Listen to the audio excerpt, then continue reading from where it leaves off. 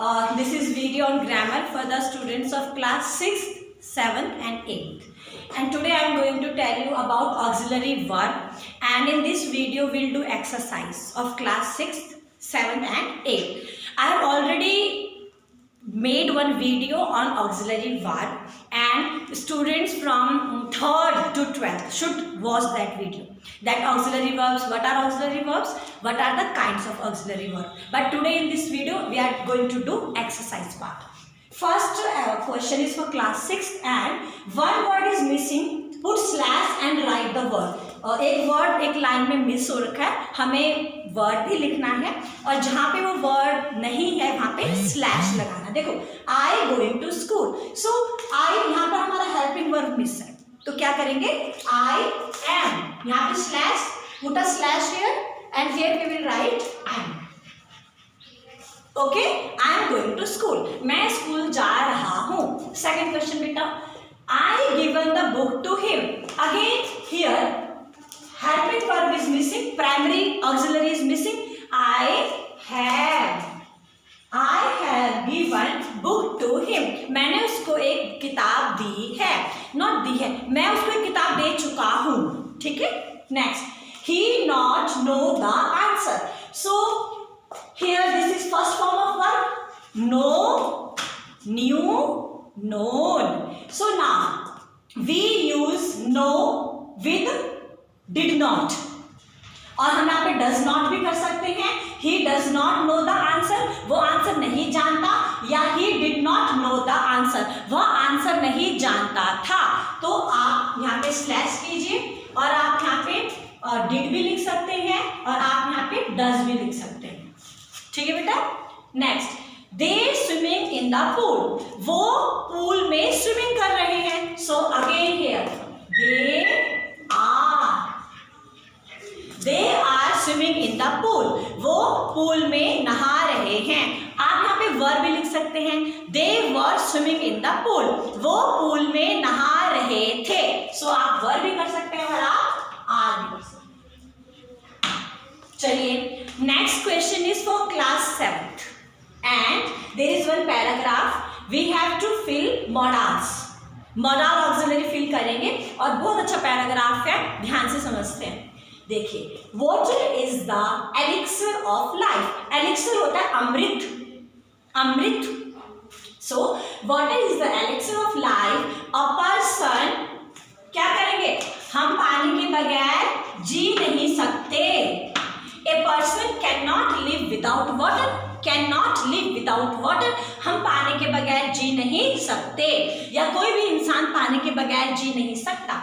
Everyone dash drink 8 glasses of water, हर इंसान को एक दिन में 8 ग्लासेस पानी पीना चाहिए। सो एवरीवन शुड लगाइए, या मस्ट भी लगा सकते हैं।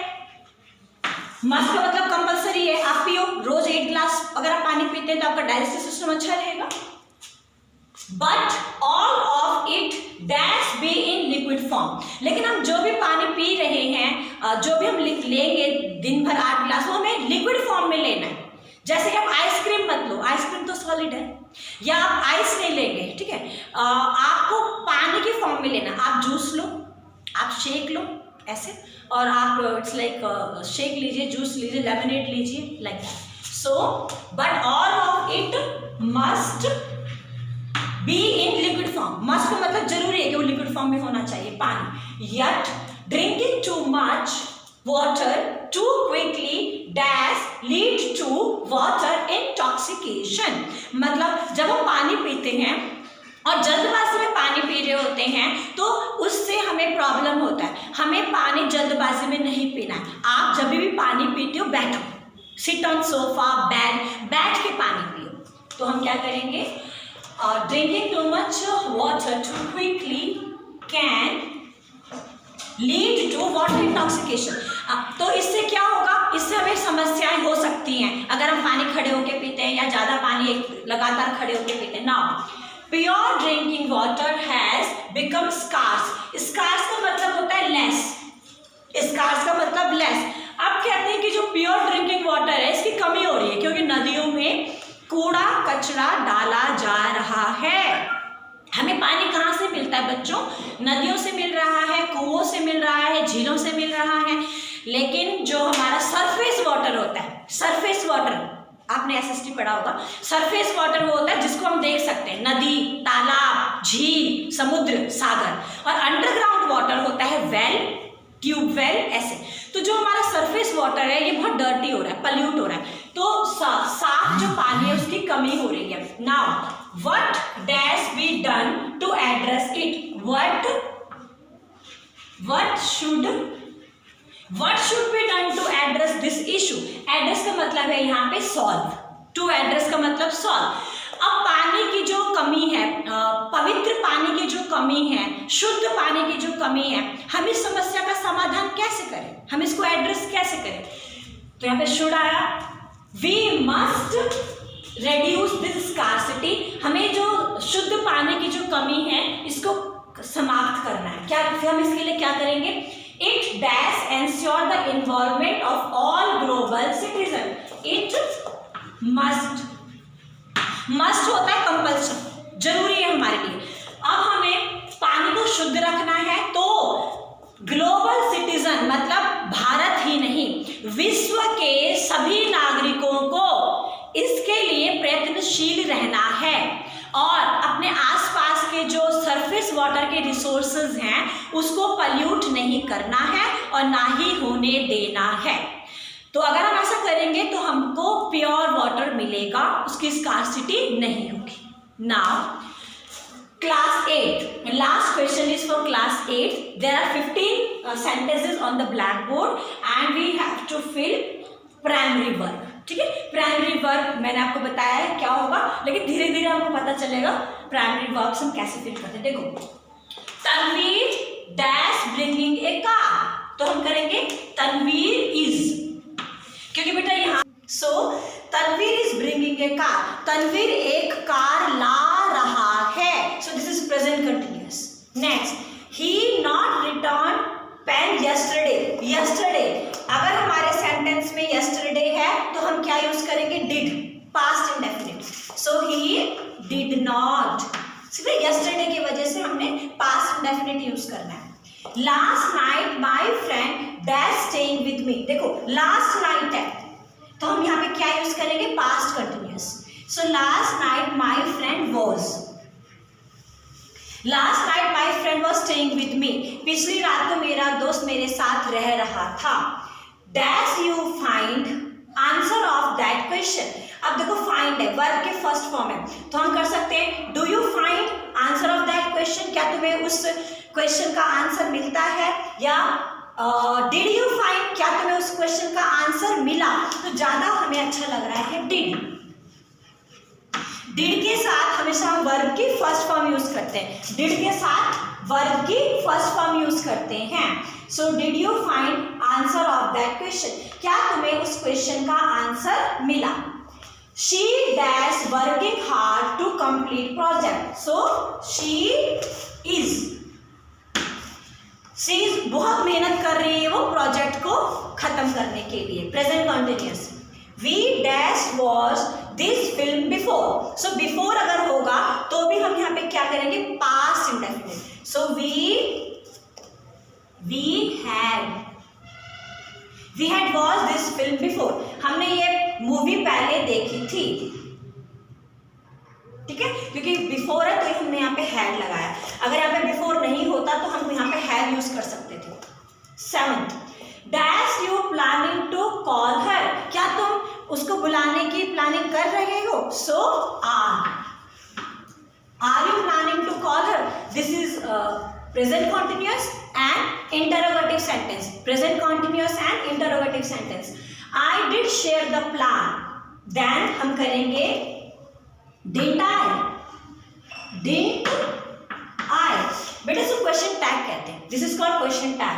क्वेश्चन टैग में क्या होता है? देयर इज वन स्टेटमेंट, एक स्टेटमेंट होता है और इस स्टेटमेंट को एश्योर करने के लिए एक छोटा सा क्वेश्चन पीछे हम लगाते हैं, इसको हम क्वेश्चन टैग कहते हैं। क्वेश्चन टैग में केवल 2 वर्ड्स होंगे, एक हेल्पिंग वर्ब जो हम इस सेंटेंस से ले लेंगे और इसी सेंटेंस से हम प्रोनाउन लेंगे। अब इस सेंटेंस में प्रोनाउन क्या है? आई, तो हमने आई लिया।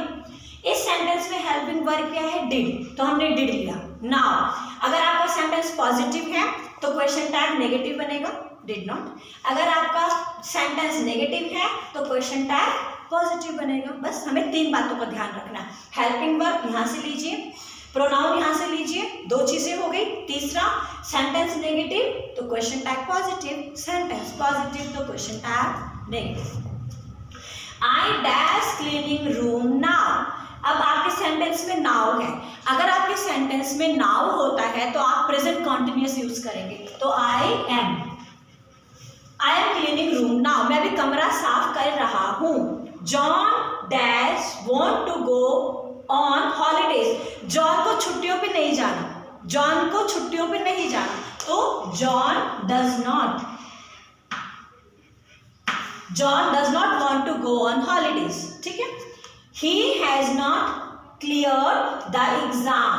अगेन हमें क्वेश्चन टाइप चाहिए। He has not cleared the exam। अब मैंने आपको रूल बताया, he प्रोनाउन है तो हमने यहाँ पे he लिया।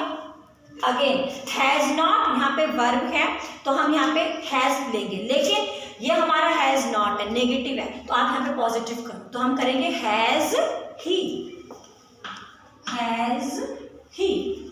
उसने अभी एग्जाम पास नहीं किया है, क्या उसने एग्जाम पास किया है, लाइक दैट।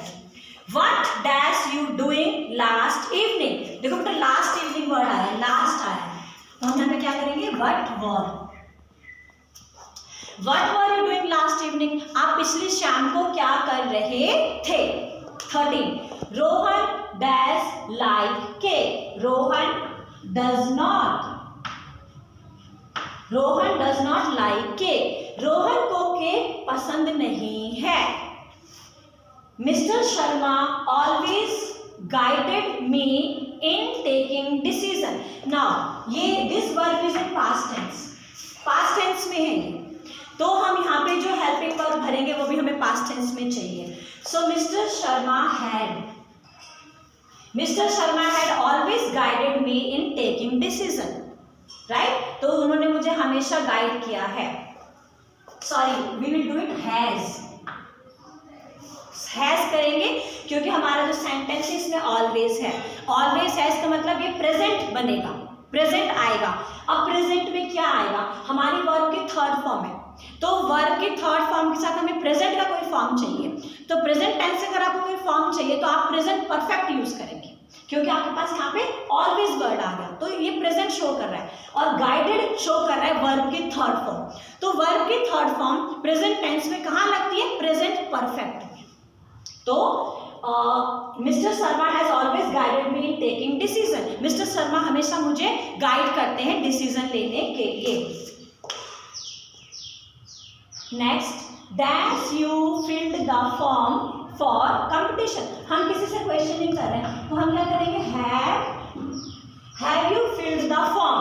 अब यहाँ पर अगेन हमारा वर्ब की थर्ड फॉर्म है, फिल्ड, अगेन फिल्ड होता है। सो हम क्या करेंगे, हैव यू फिल्ड, क्या तुमने कंपटीशन के लिए फॉर्म भरा है। सो आई होप आज हमने जो एक्सरसाइज किया ऑक्सिलरी वर्ब के ऊपर, ये फर्स्ट एक्सरसाइज थी, आप लोगों को समझ में आया होगा। कोई भी डाउट है, tell me about your problems, I will solve them out. Thank you.